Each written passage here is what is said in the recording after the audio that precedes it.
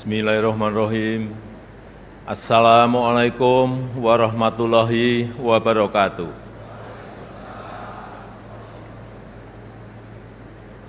Selamat pagi, salam sejahtera bagi kita semuanya. Shalom, Om Swastiastu, Namo Buddhaya, salam kebajikan. Yang saya hormati Wakil Presiden Republik Indonesia, Bapak Profesor Dr. Kiai Haji Ma'ruf Amin, beserta Ibu Hajah Wuri Ma'ruf Amin. Yang saya hormati Ketua, para Wakil Ketua, dan para anggota Majelis Permusyawaratan Rakyat Republik Indonesia. Yang saya hormati Ketua, para Wakil Ketua, dan para anggota Dewan Perwakilan Rakyat Republik Indonesia. Yang saya hormati Ketua, para Wakil Ketua, dan para anggota Dewan Perwakilan Daerah Republik Indonesia. Yang saya hormati Ketua, para Wakil Ketua, dan para anggota lembaga-lembaga negara. Yang saya hormati Bapak Jenderal TNI Purnawirawan Tri Sutrisno, yang saya hormati Bapak Haji Muhammad Yusuf Kalla, yang saya hormati Ibu Soraya Hamsahas, yang saya hormati Yang Mulia para Duta Besar negara-negara sahabat dan para pimpinan perwakilan badan dan organisasi internasional, yang saya hormati para Menteri Kabinet Indonesia Maju, Jaksa Agung, Panglima TNI, Kapolri, dan Kabin. Yang saya hormati para Ketua Umum Partai Politik, Bapak Ibu, Saudara-saudara sebangsa dan setanah air, para hadirin dan undangan yang saya muliakan. Tahun ini genap 10 tahun saya menjabat sebagai Presiden Republik Indonesia. Dan genap 5 tahun Bapak Profesor Kiai Haji Ma'ruf Amin menjabat sebagai Wakil Presiden Republik Indonesia. Sebuah tanggung jawab dan kepercayaan besar yang tidak pernah kami bayangkan sebelumnya. Sebuah mandat dan amanah besar yang tidak pernah kami pikirkan sebelumnya. Sejak hari pertama saya menerima amanah ini, saya sangat menyadari akan ada banyak gelombang yang harus dihadapi. Akan banyak tantangan yang harus diselesaikan. Tapi dari awal saya juga yakin dan sangat percaya bahwa saya tidak sendirian. Ada cita-cita dan harapan masyarakat. Ada dukungan dan doa dari rakyat yang selalu mengiringi dan menguatkan. Senyum, sapa, dan doa Bapak Ibu dan saudara-saudara sebangsa setanah air semua adalah sumber kekuatan saya, dan hari ini 16 Agustus 2024 di momen terakhir saya dan Profesor Kiai Haji Ma'ruf Amin berdiri di sini. Izinkan kami menyampaikan terima kasih yang tulus, terima kasih yang sebesar-besarnya kepada Bapak Ibu semua, kepada seluruh rakyat Indonesia dimanapun berada, yang selama 10 tahun ini telah dengan kuat bersama-sama melintasi tantangan demi tantangan, menapaki langkah demi langkah, dan menghadapi terjadinya perubahan demi perubahan. Sehingga kita sebagai sebuah bangsa yang besar bisa sampai pada titik ini. Titik yang bisa menjadi titik lontar untuk menggapai kemajuan bersama di masa yang akan datang. Alhamdulillah, selama 10 tahun ini kita telah mampu membangun sebuah fondasi dan peradaban baru dengan pembangunan yang Indonesia sentris. Membangun dari pinggiran, membangun dari desa, membangun dari daerah terluar, sehingga sampai saat ini kita telah membangun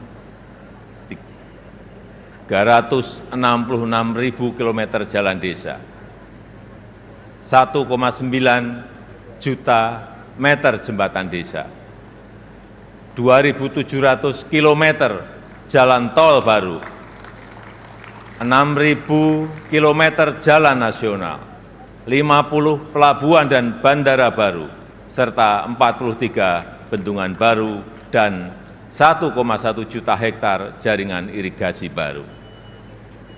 Sehingga kita berhasil menurunkan biaya logistik dari sebelumnya 24% menjadi 14% di tahun 2023. Sehingga kita bisa meningkatkan daya saing dari sebelumnya peringkat 44 menjadi peringkat 27 di tahun 2024. Sehingga kita mampu memperkuat persatuan kita karena akses yang lebih merata dan berkeadilan. Selain itu, ketangguhan kita sebagai sebuah bangsa juga terbukti dari daya tahan kita dalam menghadapi pandemi COVID-19, dalam menghadapi perubahan iklim, dan dalam menghadapi geopolitik dunia yang semakin memanas. Patut kita syukuri, alhamdulillah, Indonesia merupakan satu dari sedikit negara yang mampu pulih lebih cepat, bahkan terus bertumbuh. Pertumbuhan ekonomi kita terjaga di kisaran 5%, walau banyak negara tidak tumbuh, bahkan melambat. Wilayah Indonesia Timur seperti Papua dan Maluku justru mampu tumbuh di atas 6%, dan Maluku Utara mampu tumbuh di atas 20%. Inflasi juga terkendali di kisaran 2–3%, saat banyak negara mengalami kenaikan yang luar biasa, bahkan ada yang mencapai lebih dari 200%. Angka kemiskinan ekstrem mampu kita turunkan dari sebelumnya 6,1% menjadi 0,8% di tahun 2024. Angka stunting juga mampu kita kurangi dari sebelumnya 37% menjadi 21,5% di tahun 2023. Dan tingkat pengangguran juga mampu kita tekan dari sebelumnya 5,7% menjadi 4,8% di tahun 2024. Upaya perlindungan bagi masyarakat ekonomi bawah juga telah memberi manfaat luas bagi masyarakat. 361 triliun rupiah anggaran Kartu Indonesia Sehat selama 10 tahun ini telah digunakan untuk membiayai layanan kesehatan lebih dari 92 juta peserta JKN per tahunnya, mulai dari usia dini sampai lansia yang tersebar di seluruh Indonesia. 113 triliun rupiah anggaran Kartu Indonesia Pintar selama 10 tahun ini telah digunakan untuk pendidikan lebih dari 20 juta siswa per tahun mulai dari SD sampai SMA, SMK di seluruh tanah air Indonesia. 225 triliun rupiah anggaran program Keluarga Harapan selama 10 tahun telah dimanfaatkan untuk meningkatkan ekonomi sekitar 10 juta keluarga kurang mampu per tahunnya. Dan 60,3 triliun rupiah anggaran prakerja selama 5 tahun telah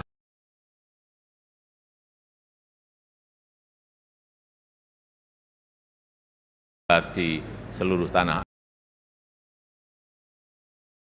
yang kita cita-citakan bersama, pembangunan yang menyentuh semua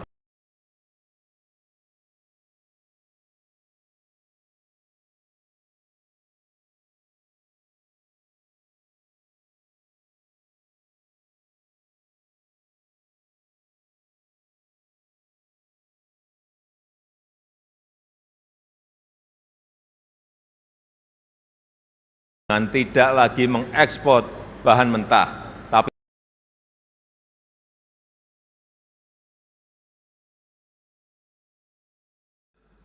Di sisi lain, kita juga telah mengambil langkah besar untuk meningkatkan produktivitas dan nilai tambah dengan tidak lagi mengekspor bahan mentah, tapi mengolahnya dulu di dalam negeri. Walau banyak negara lain yang menggugat, menentang, bahkan berusaha menggagalkan, tapi kita sebagai sebuah bangsa yang berdaulat, sebagai bangsa yang besar, kita tidak goyah bahkan terus maju untuk melangkah. Dimulai dari nikel, boksit, dan tembaga yang akan dilanjutkan dengan timah, serta sektor potensial lainnya seperti perkebunan, pertanian, dan kelautan. Alhamdulillah, sampai saat ini telah terbangun smelter dan industri pengolahan untuk nikel, boksit, dan tembaga yang membuka lebih dari 200.000 lapangan kerja dan meningkatkan pendapatan negara, lebih dari 158 triliun rupiah selama 8 tahun ini.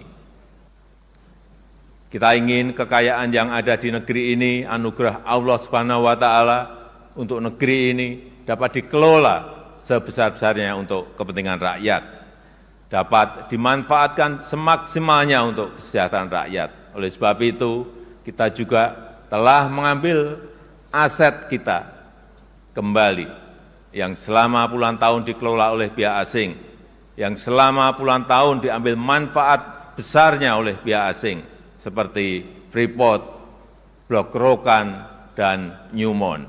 Alhamdulillah, semuanya itu bisa kita ambil alih kembali.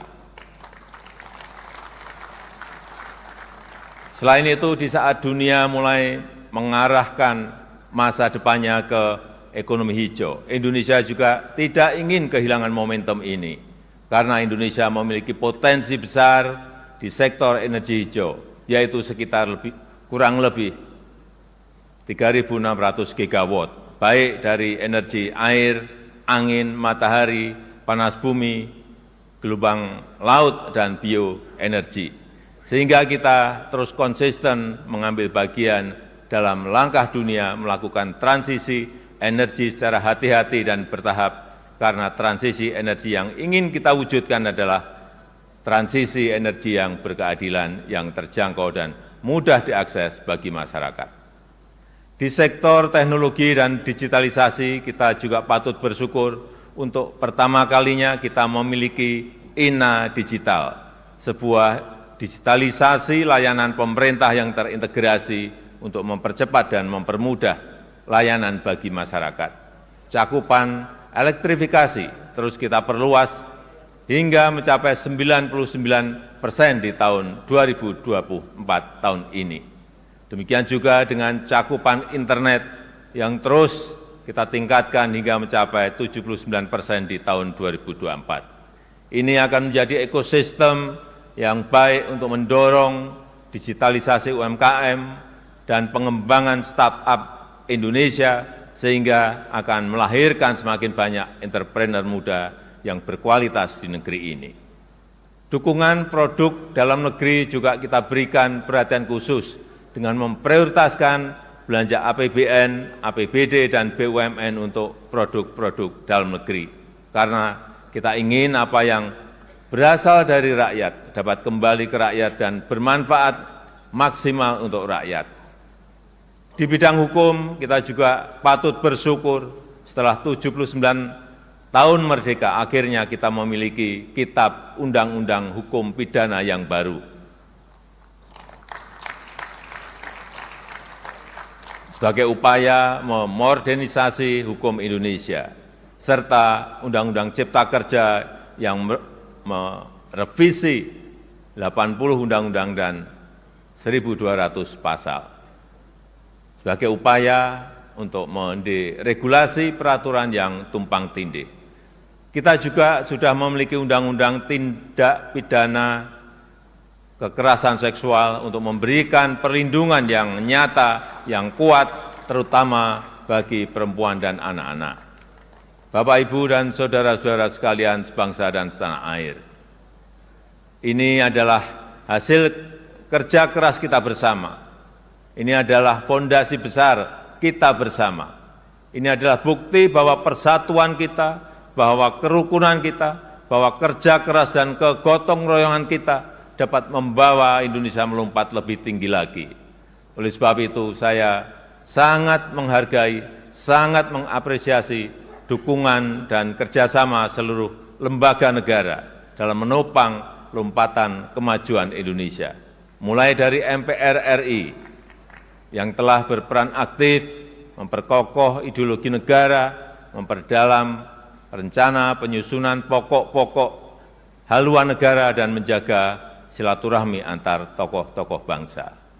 DPR RI yang telah menjalankan fungsi legislasi, menjalankan fungsi penganggaran dan pengawasan, merumuskan RAPBN 2025 untuk suksesi transisi pemerintahan dan menyelesaikan banyak undang-undang strategis, seperti Undang-Undang Ibu Kota Negara, Undang-Undang Daerah Khusus Jakarta, Undang-Undang Informasi dan Transaksi Elektronik, Undang-Undang Aparatur Sipil Negara, dan Undang-Undang Kesejahteraan Ibu dan Anak. DPD RI yang terus mengawal kemandirian daerah otonom, menginisiasi inisiatif rancangan legislasi, melakukan pengawasan pelaksanaan undang-undang dan perda, serta memberi perhatian khusus terkait agraria dan pangan. Begitu juga dengan BPK RI yang telah mengawasi penggunaan anggaran negara, serta memperkokoh kepercayaan dan kepemimpinan Indonesia di dunia internasional melalui keaktifannya dalam organisasi dan forum-forum internasional. MKRI yang telah menangani lebih dari 202 perkara pengujian undang-undang dan mengadili sengketa pemilu, serta Mahkamah Agung RI beserta lembaga peradilan di bawahnya yang mengadili dan melakukan penguatan restoratif justice untuk menyelaraskan kepentingan korban dan pertanggungjawaban terdakwa tanpa melalui pemidanaan. Dan Komisi Yudisial RI yang telah berperan aktif mewujudkan hakim berintegritas dan berkualitas guna meningkatkan kepercayaan dan kepuasan masyarakat terhadap institusi kehakiman di negara kita.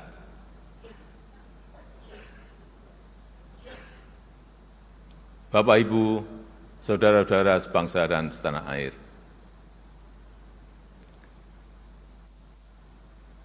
sepuluh tahun bukanlah waktu yang cukup panjang untuk mengurai semua permasalahan bangsa. Saya sangat menyadari bahwa sebagai pribadi yang jauh dari kata sempurna, sebagai insan yang tumbuh dalam keterbatasan, dan sebagai manusia yang jauh dari kata istimewa, sangat mungkin ada yang luput dari pandangan saya. Sangat mungkin ada celah dari langkah-langkah yang saya ambil. Dan sangat mungkin banyak kealpaan dalam diri saya. Oleh sebab itu, di penghujung masa jabatan ini, izinkan saya menyampaikan suara nurani terdalam kepada Bapak, Ibu, dan saudara-saudara sebangsa setanah air, kepada seluruh rakyat Indonesia, tidak terkecuali satupun. Saya dan Profesor Kiai Haji Ma'ruf Amin mohon maaf untuk setiap hati yang mungkin kecewa, untuk setiap harapan yang mungkin belum bisa terwujud, untuk setiap cita-cita yang mungkin belum bisa tergapai. Sekali lagi kami mohon maaf. Kami mohon maaf.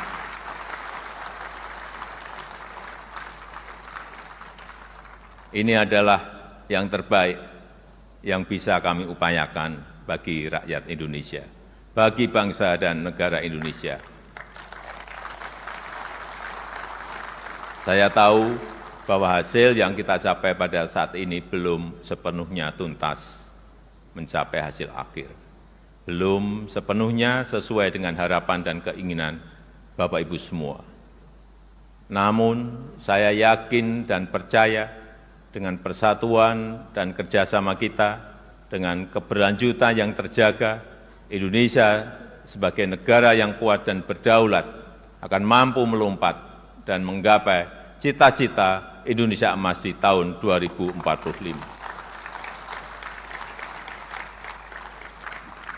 Terakhir, kepada Presiden terpilih Bapak Jenderal TNI Purnawirawan Prabowo Subianto. Tahun depan, insya Allah Bapak yang akan menyampaikan pidato kenegaraan. Nanti pada tanggal 20 Oktober 2024, izinkan saya menyerahkan tongkat estafet kepemimpinan ini kepada Bapak Prabowo Subianto. Izinkan saya juga menyerahkan semua harapan dan cita-cita masyarakat Indonesia dari Sabang sampai Merauke, dari Miangas sampai Pulau Rote, dari pinggiran, dari daerah terluar, dari desa dan dari pusat-pusat kota kepada Bapak.